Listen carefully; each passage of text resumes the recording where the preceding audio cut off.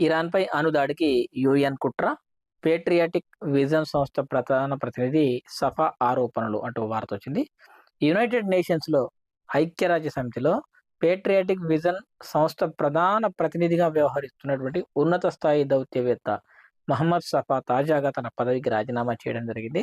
ఎందుకంటే ఇరాన్‌పై nuclear attack చేసేందుకు United నేషన్స్‌లోని కొన్ని శక్తులు తెర వెనుక కుట్ర చేస్తున్నాయని ఆయన కామెంట్ చేయడం జరిగింది.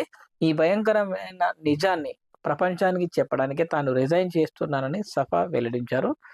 సోమవారం ఎక్స్ వేదికగా తన రిజైన్ లెటర్ పోస్ట్ చేయడం జరిగింది. యుద్ధం కోసం పరితపించే వ్యక్తులారా, టెహ్రాన్ ఎడారి కాదు. ఇక్కడ 1,00,00,000 మంది జనాభా ఉంది. ఇందులో సామాన్య ప్రజలు, కుటుంబాలు, చిన్న పిల్లలు, పెంపుడు జంతువులు ఉన్నాయి. అలాంటి నగరంపై న్యూక్లియర్ అటాక్ చేయాలనే యోచన పెద్ద నేరం అవుతుంది. అణ్వాయుధాలు ప్రయోగిస్తే గనుక జరిగే వినాశనాన్ని ఊహించుకోండి.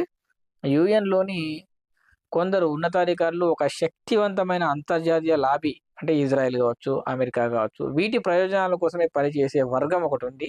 సో, వీరంతా లొంగిపోయారు.